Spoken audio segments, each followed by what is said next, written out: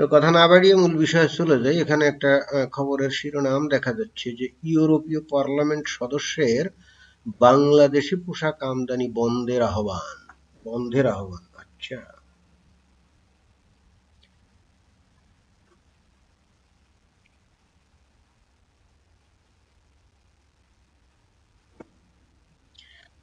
তো কি আহ্বান আমরা একটু দেখি।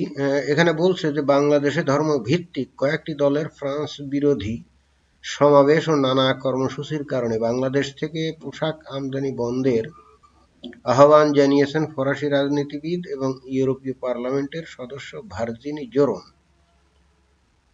সামাজিক যোগাযোগ মাধ্যমে দেওয়া এক পোস্টে তিনি সম্প্রতি বাংলাদেশে হওয়া ফ্রান্স বিরোধী বিক্ষোভের একটি সংবাদ জুড়ে দেন। ক্যাপশনে তিনি বাংলাদেশি পণ্য আমদানি বন্ধ করতে পশ্চিমা বিশ্বের ক্রেতাদের প্রতি আহ্বান জানান। জোরন লিখেন, বাংলাদেশের অর্থনীতি মূলত তৈরি পোশাক খাতের উপরে নির্ভরশীল। পশ্চিমা ক্রেতাদের অবশ্যই বাংলাদেশ থেকে পোশাক আমদানি বন্ধ করতে হবে। আসুন আমরা যারা আমাদের ঘৃণা করে তাদের থেকে পণ্য আমদানি বন্ধ করে দেয়। এই যে এইটা কিন্তু খুব ইন্টারেস্টিং। বলছে কি যে আসুন যারা আমাদের ঘৃণা করে তাদের থেকে পণ্য আমদানি বন্ধ করে দেই। হ্যাঁ, তাদের তো অধিকার আছে, আমরা তাদেরকে ঘৃণা করব আর আমরা তারা আমাদের সাথে মানে ব্যবসা বাণিজ্য করে আমাদের সুবিধা করে দিবে, এটা তো হয় না, একতরফা তো হয় না। যদিও আমরা চিরকালই এই সমস্ত পশ্চিমা কালচারকে বা দেশগুলাকে ঘৃণা করে এসছি, কিন্তু সেটা ছিল মনের গহীনে গোপনে। আমরা নিজেরা হয়তো মসজিদে মাদ্রাসা এগুলো প্রকাশ করতাম, কিন্তু এখন তো প্রকাশ্যে বলা শুরু করেছি এবং সেটা তারা জানতে পেরেছে। কিভাবে জানতে পারলো সেটা একটু দেখি। যে এখানে আছে যে সম্প্রতি ফরাসি ম্যাগাজিন শার্লি হেবদো মহানবী সাল্লাল্লাহু আলাইহি ওয়াসাল্লামের একটি ব্যঙ্গচিত্র প্রকাশ করে। ফ্রান্সে বাক স্বাধীনতার উপর একটি ক্লাসে অন্য অনেক ছবির সঙ্গে এই ছবিটিও শিক্ষার্থীদের সামনে প্রদর্শন করেন স্যামুয়েল প্যাটি নামের এক ফরাসি শিক্ষক। এরপরেই তার বিরুদ্ধে অনলাইনে ঘৃণা ছড়ানো শুরু হয়। এক পর্যায়ে ইসলামপন্থী সন্ত্রাসীর হামলায় নিহত হন ওই শিক্ষক। এটা তো আমরা জানি। ওই শিক্ষককে হত্যার প্রতিবাদে ফ্রান্স সরকার বাক স্বাধীনতার পক্ষে অবস্থান নিতে ওই বিতর্কিত ব্যঙ্গচিত্রটিকে দেশটির সরকারি ভবনে প্রদর্শন করতে শুরু করে। মুসলিম দেশগুলো থেকে অনেকেই এর প্রতিবাদ জানান। তবে এই জায়গায় কিন্তু খেয়াল করতে হবে, তবে সব থেকে বড় প্রতিবাদটি দেখা যায় বাংলাদেশ। এটা তো দেখা যাবেই। বাংলাদেশের প্রায় ধরেন যে ৯০-৯১% সবই ধর্মপ্রাণ সহি মুসলমান। অনেকে নিজেদেরকে মডারেট বলে, কিন্তু তারাও বস্তুত এই প্রতিবাদের সাথে সামিল। তাদের মনের মধ্যে যে ভিন্ন কোনো কথা তা না।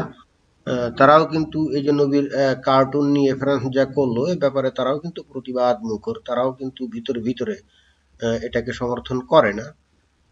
ফলে ফ্রান্স সহ বিশ্বের প্রভাবশালী গণমাধ্যমগুলোতে বাংলাদেশে ইসলামপন্থীদের সমাবেশের খবরটি প্রচারিত হয়। এর ভিত্তিতেই বাংলাদেশি পোশাক আমদানি বন্ধের আহ্বান জানান ভার্জিনি জোরন।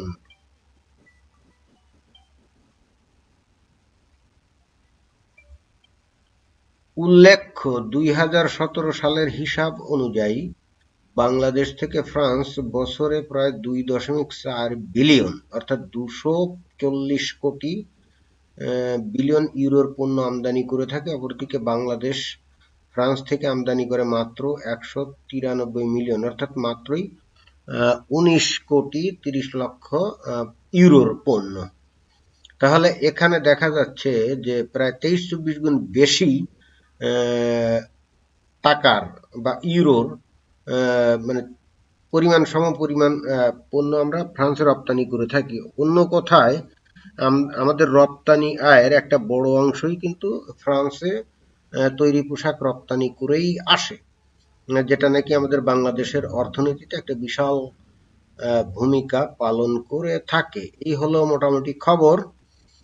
এখন দেখুন যে বিষয়টা হচ্ছে যে তারা কিন্তু পরিষ্কারভাবে বলছে যে আমরা যেহেতু তাদেরকে ঘৃণা করি, তো তাই যদি হয় তাহলে তারা কেন আমাদেরকে বাণিজ্য সুবিধা দিবে? এটা তো তারা দিতে পারে না। তারা তৈরি পোশাক দরকার। অনেকে বলবে যে তারা কি মাগনা টাকা দেয় নাকি। না, মাগনা টাকা দেয় না, আমরা তৈরি পোশাক দেই।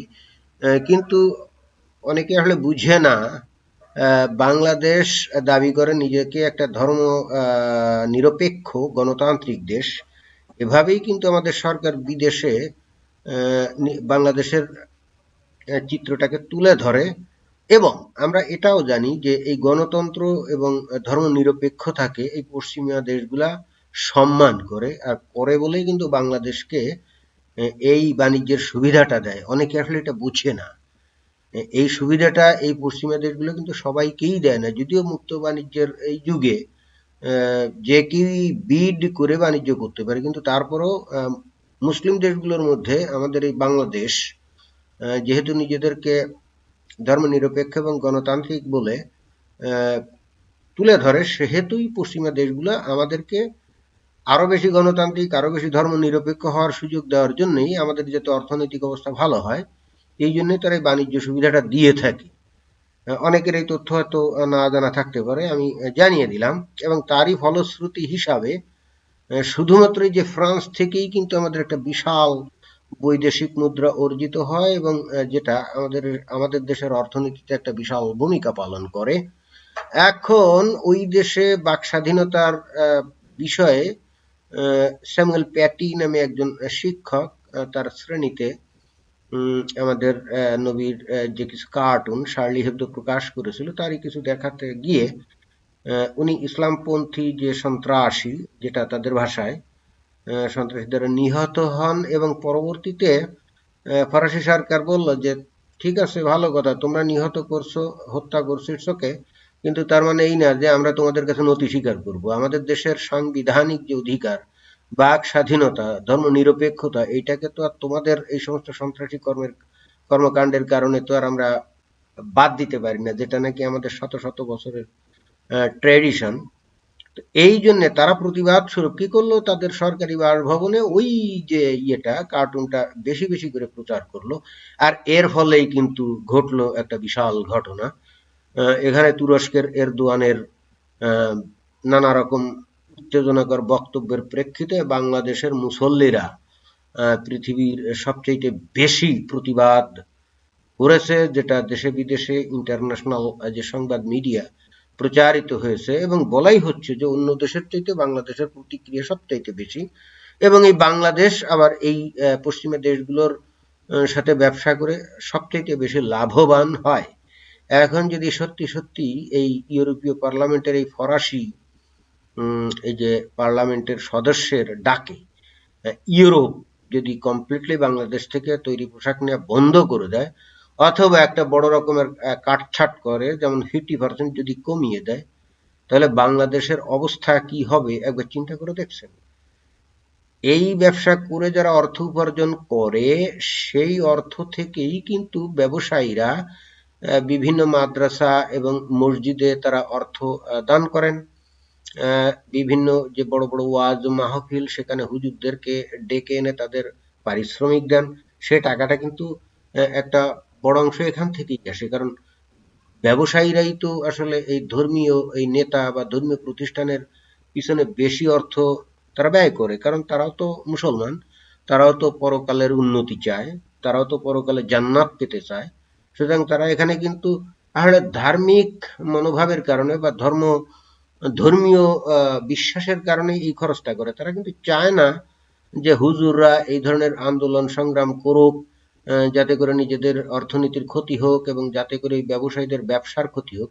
কিন্তু ব্যবসায়ীরা জানে না যে তারা যাদেরকে দান খয়রাত করে এই যে পরিপোষণ করে, লালন পালন করে, তারা যে আসলে তাদের স্বার্থের বিরুদ্ধেই কাজ করে, তারা কিন্তু আসলে অনেক সময় বুঝে না। আর এই না বুঝার কারণ হচ্ছে যে ধর্মের প্রতি অত্যাধিক প্রীতি, ধর্মীয় যে অনুভূতি, এই অনুভূতি অনেক সময় মানুষকে মুক্তভাবে বা রেশনালি চিন্তা করতে সক্ষম করে না। অর্থাৎ ব্যবসায়ীরা যারা দান টান করে, তারা মনে করে না এটা যে এর দ্বারা তাদের ক্ষতি হবে। তারা ভাবে যে এটা তো আমি আল্লাহকে সন্তুষ্ট করার জন্য করলাম। কিন্তু এই টাকা দ্বারা যাদেরকে লালিত পালিত করা হয়, তারা যে একটা পর্যায়ে এই ব্যবসায়ীদের পিঠেই আসলে ছুরি বসানোর কাজ করে, সেটা কিন্তু আমরা সাম্প্রতিক এই ঘটনা প্রবাহে দেখতে পাচ্ছি। এখন এই ব্যবসায়ীরা এটা কতদূর বুঝবে আমরা জানি না, তবে সরকারের কাছে এই মেসেজটা গেলে কিন্তু সরকারের টনক নড়বে। কিন্তু সেক্ষেত্রেও সরকার কি দায় এড়াতে পারে? সারা বাংলাদেশে ওয়াজ নসিহতের নামে যেভাবে মানুষকে ধর্মান্ধ করে ফেলা হয়েছে গত কয়েক বছরে, এই সমস্ত হুজুররা যেভাবে নানা রকম ধর্মীয় উস্কানিমূলক সাম্প্রদায়িক বক্তব্য দিয়ে গেছে আমরা দেখেছি বিভিন্ন হুজুরদের বক্তব্যে, যারা সরাসরি অন্য ধর্ম নিয়ে অনেক নানা রকম আজে বাজে অশ্লীল মন্তব্য করে, এবং সেক্ষেত্রে তারা কেয়ারই করে না যে অন্য ধর্মের মানুষের ধর্মানুভূতিতে আঘাত লাগতে পারে। এবং এখন কোথায় কোন ফ্রান্সে কে বা কারা কার্টুন আঁকলো, তাতে তাদের প্রচন্ড ধর্মানুভূতিতে আঘাত লাগলো, অথচ যারা নাকি এখন আন্দোলন সংগ্রাম করে যাচ্ছে তারা কিন্তু প্রতিনিয়তই কিন্তু অন্য ধর্মের অনুভূতিতে আঘাত করে চলে। কিন্তু সরকার কখনোই বিষয়টাকে নিয়ন্ত্রণ করেনি, আর করবেই বা কি করে? কারণ সরকারের যে রাষ্ট্রযন্ত্রের লোকজন তারাও তো পরিশেষে মুসলমান, সুতরাং তারাও দেখে না দেখার ভান করেছে, ফ্রাঙ্কেনস্টাইন তৈরি করেছে। এখন আমাদের দেখার পালা যে সরকার কিভাবে এটাকে মোকাবেলা করেন, আমরা অপেক্ষায় থাকলাম। তবে সত্যিকার অর্থে এটা এখানের এই ছোট্ট একটা ওয়েবসাইটের খবর হলেও নিশ্চিতভাবেই বাংলাদেশের হুজুরদের যে প্রতিক্রিয়া এ দেখে শুধু ফ্রান্স না, গোটা পশ্চিমা ইউরোপের দেশগুলা নিশ্চিতভাবেই এই বাণিজ্যের এই সুবিধা দেওয়ার বিষয়টাকে তারা চিন্তা ভাবনা করবে, পর্যালোচনা করবে। তারা এটাই মনে করবে যে যারা নাকি আমাদেরকে এত ঘৃণা করে, যাদের মধ্যে এত বিদ্বেষ আমাদের প্রতি, তাদেরকে কেন আমরা সাহায্য করতে যাব, তাদেরকে কেন আমরা বাণিজ্য সুবিধা দিতে যাব? এই চিন্তাটা কিন্তু তাদের হতেই পারে, এবং আমরা তাদের ঘৃণা করব, তারা আমাদের মাথায় হাত বুলাবে, এটা তো হয় না। তো এখন আমরা দেখি কোথাকার পানি কোথায় গিয়ে দাঁড়ায়, ভবিষ্যতে বলে দেবে যে আসলে কি হতে যাচ্ছে। তো আমরা সেই